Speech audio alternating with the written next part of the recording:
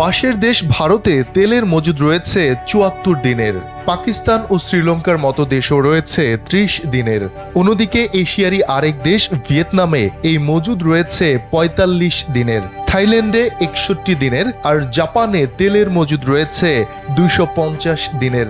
আর বাংলাদেশে যে ৩০ থেকে ৩৫ দিনের মজুদ রয়েছে, সেখানে ডিজেলের মজুদ রয়েছে মাত্র ১০ থেকে ১১ দিনের মতো। অথচ জ্বালানি তেলের মজুদ থাকার সিদ্ধান্ত হয়েছিল ৬০ দিনের। কিন্তু বাংলাদেশ পেট্রোলিয়াম কর্পোরেশন বিপিসি এবং ৩ তেল বিতরণ কোম্পানি পদ্মা, মেঘনা ও যমুনার অদক্ষতা ও অদূরদর্শিতার কারণে বিপাকে পড়েছে বাংলাদেশ। সারা দেশে তেল নিয়ে শুরু হয়েছে অরাজকতা।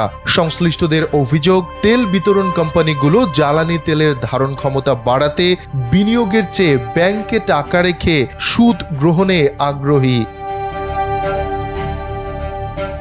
দৈনিক যুগান্তরের বিশেষ এক প্রতিবেদনে বলা হয়, ২৮ ফেব্রুয়ারি ইরান যুদ্ধ শুরুর মাত্র ৫ দিনের মাথায় দেশের জ্বালানি তেলের মজুদ নেমে আসে ৯ দিনে।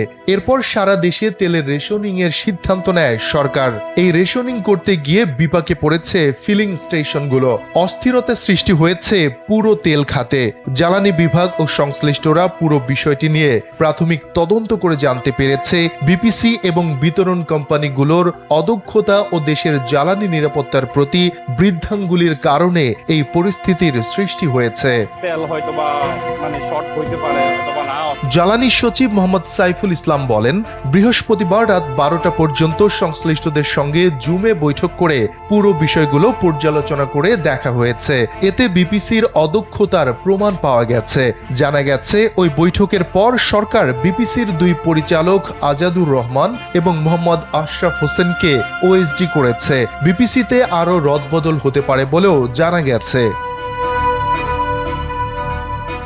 অভিযোগের বিষয় মেঘনা পেট্রোলিয়ামের এমডি দাবি করেন, তেলের মজুদ ঠিকই আছে। তেলের মজুদের ধারণ ক্ষমতা ৬০ দিন করার কথা থাকলেও কেন তা হয়নি, এই প্রশ্নের কোনো জবাব দিতে পারেননি তিনি। আর একই দাবি যমুনা অয়েলের এমডিরও। তাহলে জনগণ কেন তেল পাচ্ছে না, এই প্রশ্নের জবাবে তিনি বলেন, রোববার থেকে পাবে। এদিকে তেলের মজুদের বিষয়ে পদ্মা অয়েল কেন এতদিন কিছু করেনি, এই প্রশ্নের জবাবে এর এমডি বলেন, সেটা বিপিসি ভালো জানে।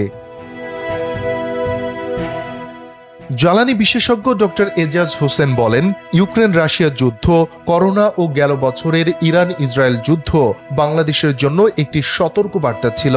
বাংলাদেশ সেই বার্তাটা নিতে পারেনি। বাংলাদেশের মতো দেশে কমপক্ষে ৯০ দিনের তেলের রিজার্ভ থাকা দরকার। আর ইন্ডিপেন্ডেন্ট ইউনিভার্সিটির উপাচার্য ও জ্বালানি বিশেষজ্ঞ ডক্টর এম তামিম তেল খাতের এই পরিস্থিতি নিয়ে বলেছেন, বিপিসি একটি অদক্ষ প্রতিষ্ঠান। মধ্যপ্রাচ্যে যুদ্ধের দামামা বাজছে গেল ১ মাস আগে থেকেই। তাদের এ বিষয়ে আরো সতর্ক হয়ে ব্যবস্থা নেওয়া দরকার ছিল। শফিকুল ইসলাম শান্ত, এনপিবি।